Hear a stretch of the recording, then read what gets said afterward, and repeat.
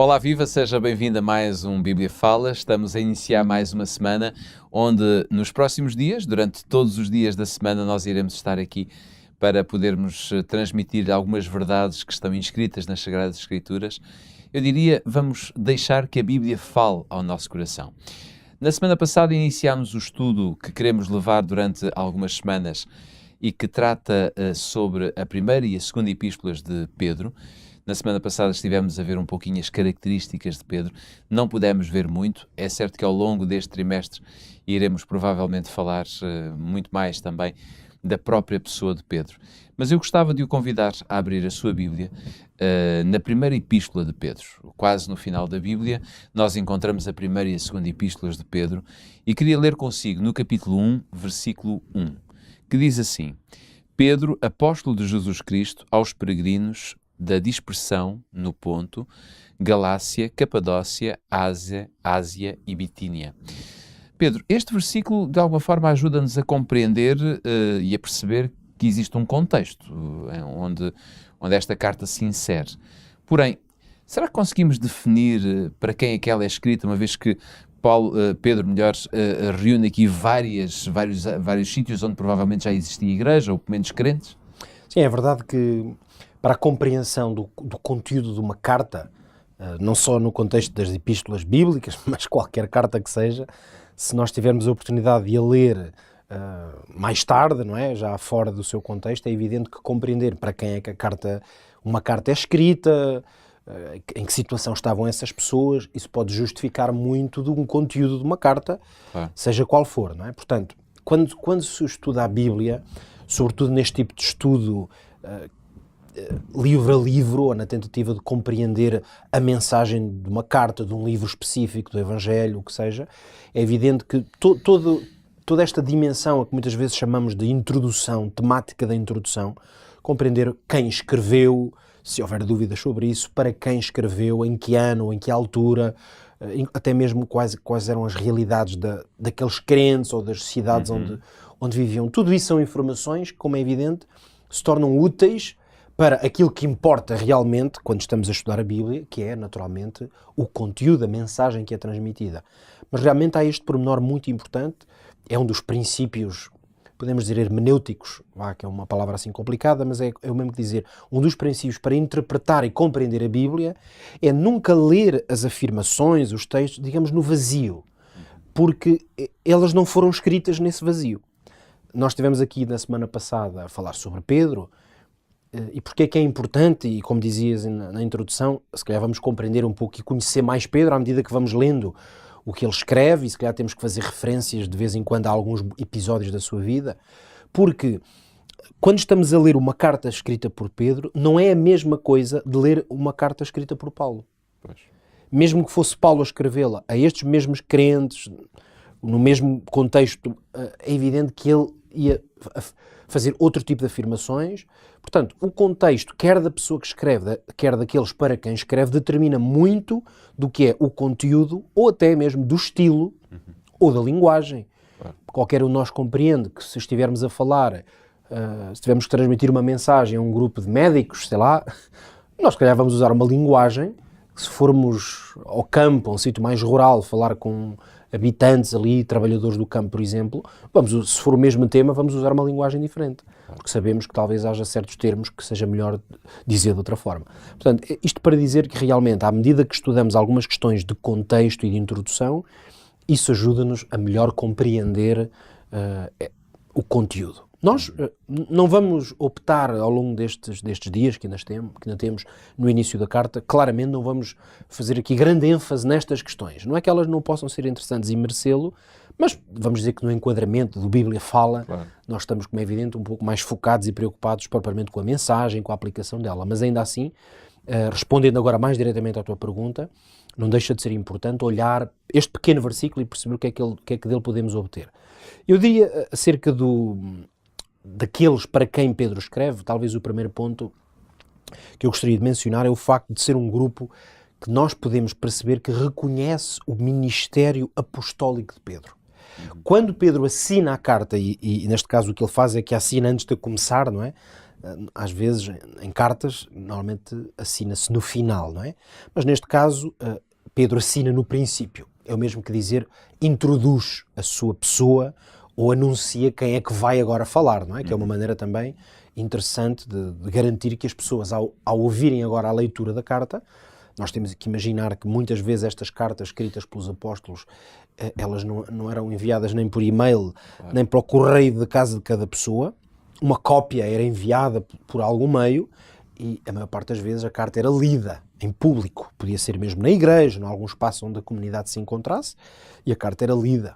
Portanto, nesse sentido, quando a pessoa que estivesse a fazer...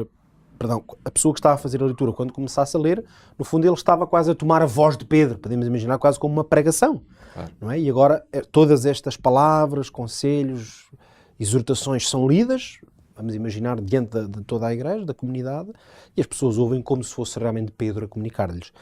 Isto também ajuda a explicar um bocadinho que faz mais sentido que logo no princípio haja a apresentação, que é como, porque Pedro sabe que alguém vai estar a ler por ele, e é como se ele dissesse, olhem, daqui fala-vos Pedro, não é? O apóstolo. Muito embora nós vemos que ele não escreve apenas para um grupo de pessoas, ou melhor, localizadas num determinado sítio, mas escreve para esse grupo de pessoas localizadas em vários pontos. Em vários pontos. Estes lugares que aqui são mencionados, Ponto, Galácia, Capadócia e Bitínia, eles encontram-se todos mais ou menos naquilo que chamamos a Ásia Menor, para nos situarmos um pouco mais, hoje, digamos que é na Turquia, basicamente. É parte do território que hoje nós conhecemos como Turquia. Portanto, isto para nós, quem nos ouve e não conheça tão bem a geografia, será mais fácil, a geografia do tempo bíblico e da Igreja Cristã, fica mais fácil de identificar. Portanto, como é evidente, esta carta, aliás, como é reconhecido, até em algumas outras passagens de outras cartas, por vezes as cartas que os apóstolos escreviam, elas faziam um percurso.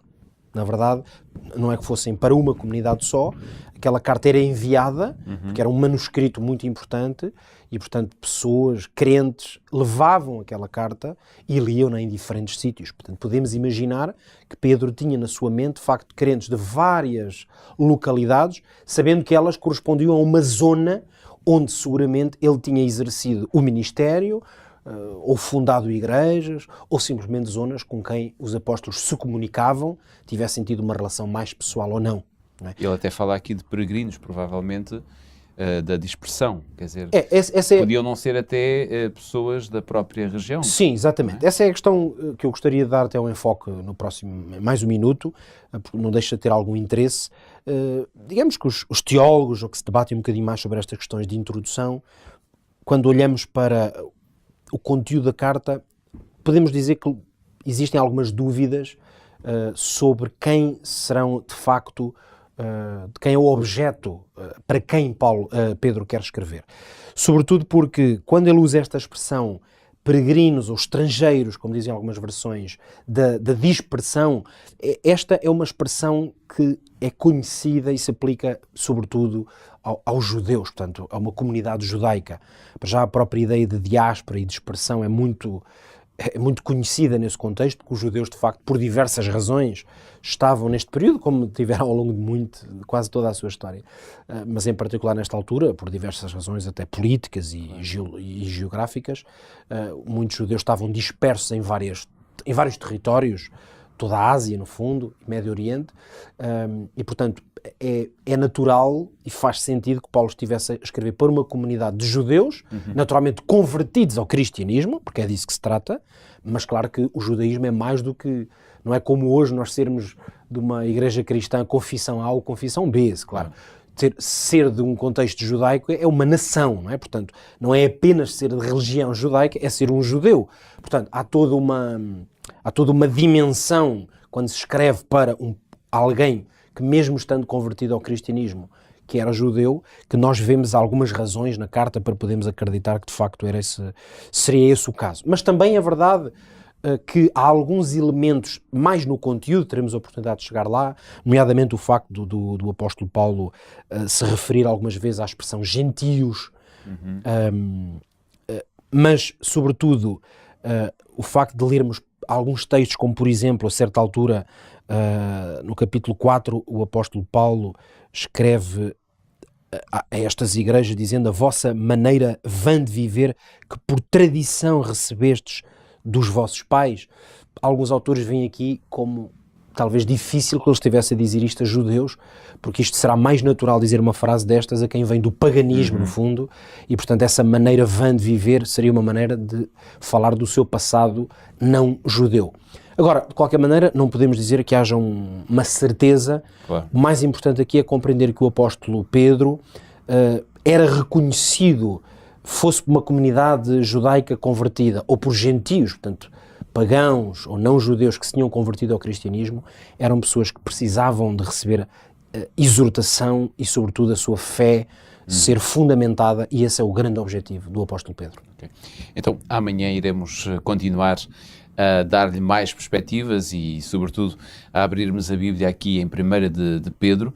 Se quiser adiantar-se, poderá ler, digamos que os 4, 5 capítulos que compõem esta primeira epístola, para que fique mais por dentro da temática. Se não, acompanhe diariamente o Bíblia Fala aqui na Rádio RCS, ou então pelo Facebook da rádio, ou mesmo através do Op TV, para poder também assistir e ver estas emissões, porque iremos continuar a debater e a conversar sobre este tema que é tão importante e que provavelmente servirá também para a nossa edificação espiritual. Contamos consigo amanhã. Até lá.